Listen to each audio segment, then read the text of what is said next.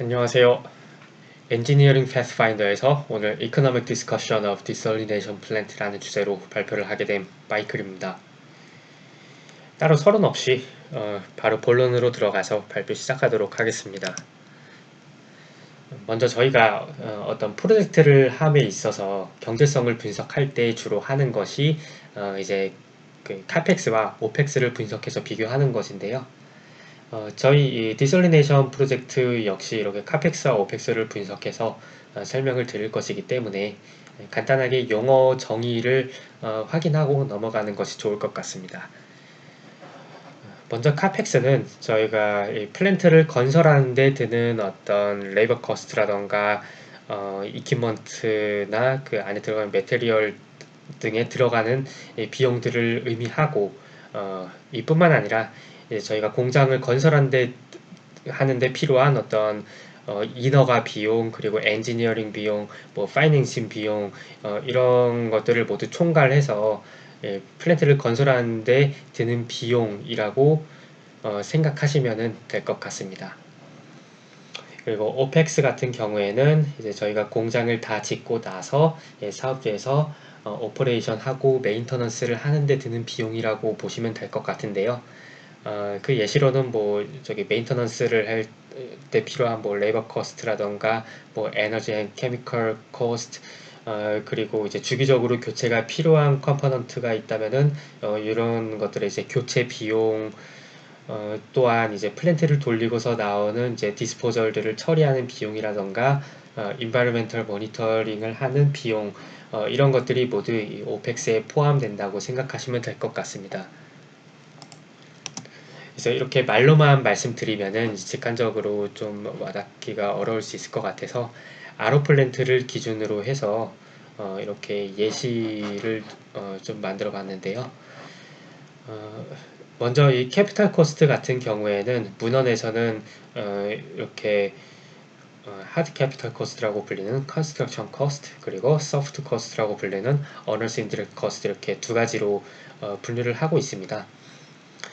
간단히만 설명드리면은 말 그대로 이 컨스트럭션 코스트는 이제 공장을 짓는 데 들어가는 어떤 물리적인 비용들이라고 생각하시면 될 것 같아요. 그래서 보통 이제 캐피탈 코스트의 60에서 80%가 통상적으로 이 하드 캐피탈 코스트라고 하고요.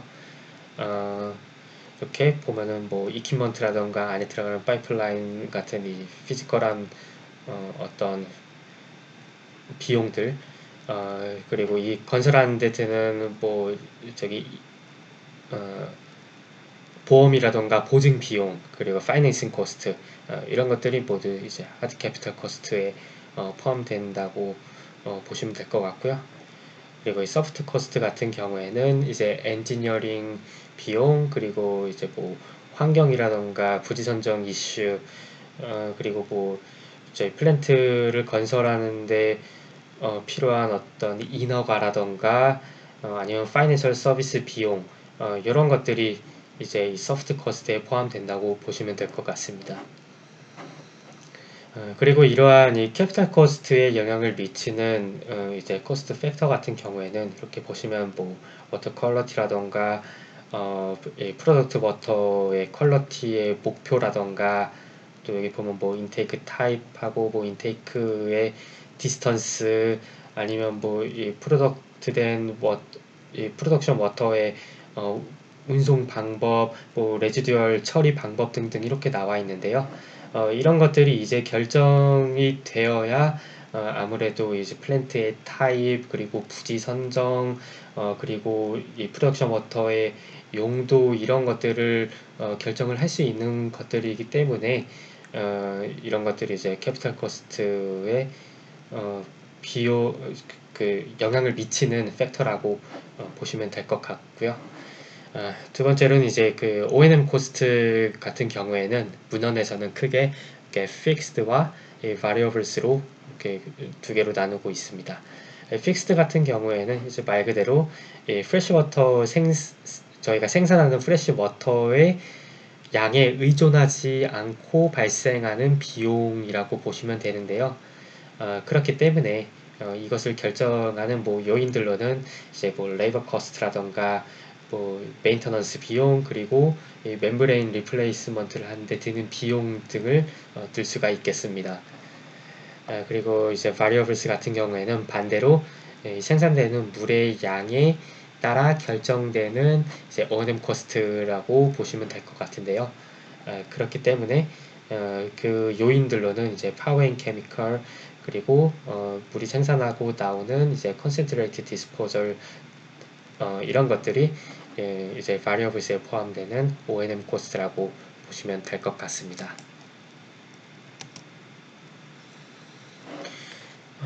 그리고 이거에 추가적으로 이제 저희가 카펙스와 오펙스를 이제 추정하고 분석하는 데 있어서 쓰이는 또 다른 이제 이코노믹 패러미터가 있는데요. 어, 이제 워터 프로덕션 코스트라고 하는 이제 패러미터입니다. 그래서 이것이 무엇이냐 하면은 여기 나와 있는 것처럼 이제 저희가 오펙스와 카펙스를 분석하는 데 있어서 이 단위를 단순하게 이 돈의 단위로만 나타내면은 이제 비교가 조금 힘들잖아요.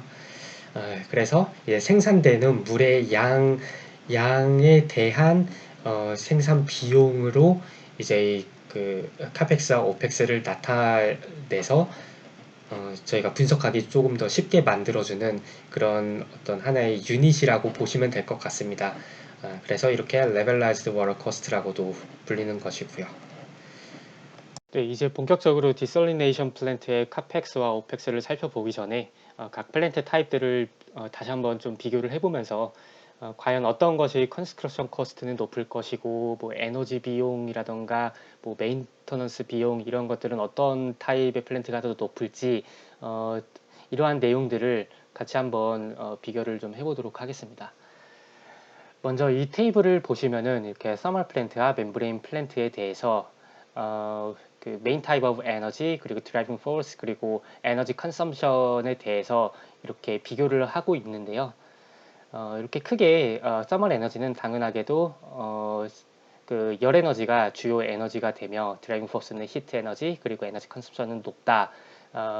이와 대비해서 멤브레인 타입 같은 경우에는 전기 에너지가 메인 에너지가 되고 또 에너지 컨섬션은 비교적 낮은 것으로 얘기를 하고 있는데요.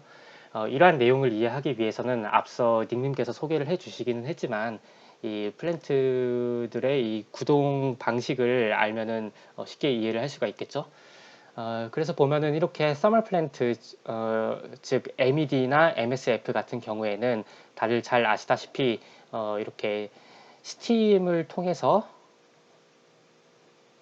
스팀을 주입을 해서 이 바닷물을 끓이게 되고 이 끓여서 증발된 순수한 물을 얻게 되는 그런 일련의 과정이 있다고 보시면 될 것 같은데 그렇기 때문에 이렇게 스팀을 만들기 위해서 많은 에너지가 들어갈 것이고 또한 이 스팀을 만들기 위해서 많은 히트 에너지가 필요로 한다는 것을 이해를 할 수가 있겠습니다.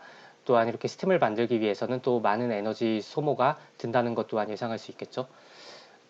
반면에 이런 멤브레인 타입 같은 경우에는 역삼투압을 하기 위한 이 펌프에 들어가는 전기 에너지가 주요 에너지이기 때문에 이 앞서서 본 서멀 플랜트에 비해서는 비교적 적은 에너지가 든다라고 이해를 해 주시면 될 것 같습니다.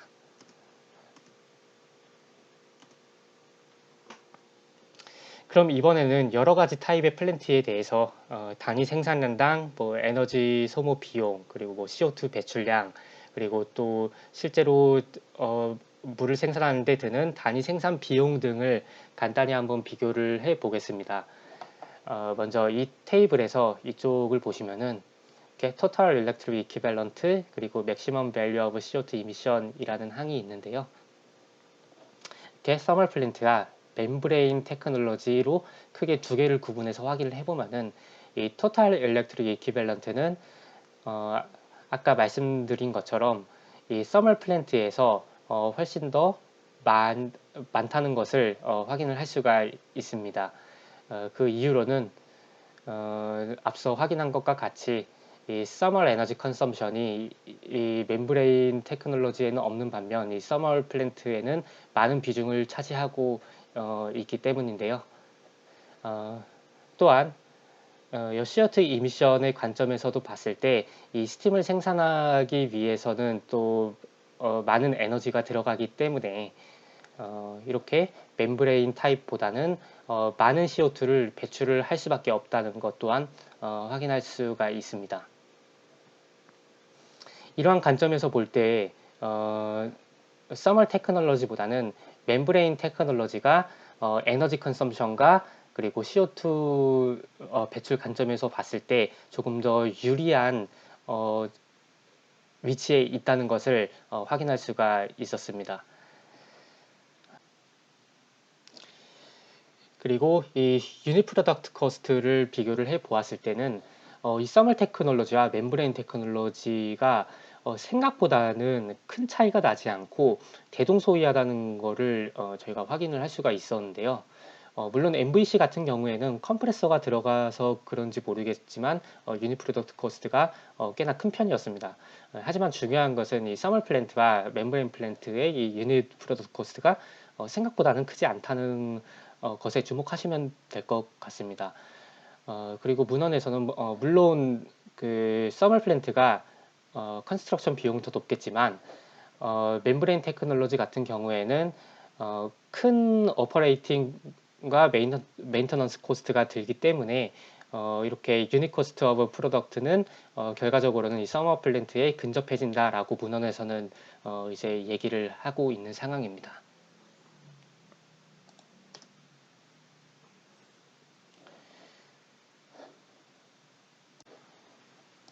네, 앞에서는 이제 플랜트 타입별로 유닛 프로덕트 코스트까지 비교를 해 봤는데요. 최근에 그 탄소 저감에 대한 전 세계적인 요구가 있음에 따라서 이 디설리네이션 플랜트 역시 그 기존의 화석 연료가 아닌 리뉴어블 에너지를 통해서 에너지 원을 얻는 그런 형태의 플랜트들도 많이 연구가 되고 이제 제작도 되고 하고 있는 것이 추세라고 알고 있습니다. 그래서 다음으로는 저희가 앞서 봤던 것처럼 이 화석 연료를 이용한 에너지원이 아닌 리뉴어블 에너지를 활용했을 때에는 과연 워터 프로덕션 코스트가 어떻게 되는지 같이 한번 확인을 좀 해보겠습니다. 이제 왼쪽이 저희가 앞에서 살펴봤던 테이블이고요. 네, 이제 이 오른쪽이 이제 리뉴어블 에너지를 활용했을 때 디설리네이션 플랜트에 대해서 이렇게 테이블을 나타낸 것입니다. 이렇게 왼쪽에 보시면은 이렇게 에너지원, 그 솔라 에너지도 있고 그리고 이렇게 윈드 에너지, 지오서멀 에너지도 있으며 이렇게 오른쪽 부분에는 어떤 타입의 플랜트를 적용을 한 것인지 이렇게 적어 놓았는데요. 그리고 최우측에 보시면 이렇게 이제 각각에 대해서 워터 프로덕션 코스트를 나타낸 것입니다.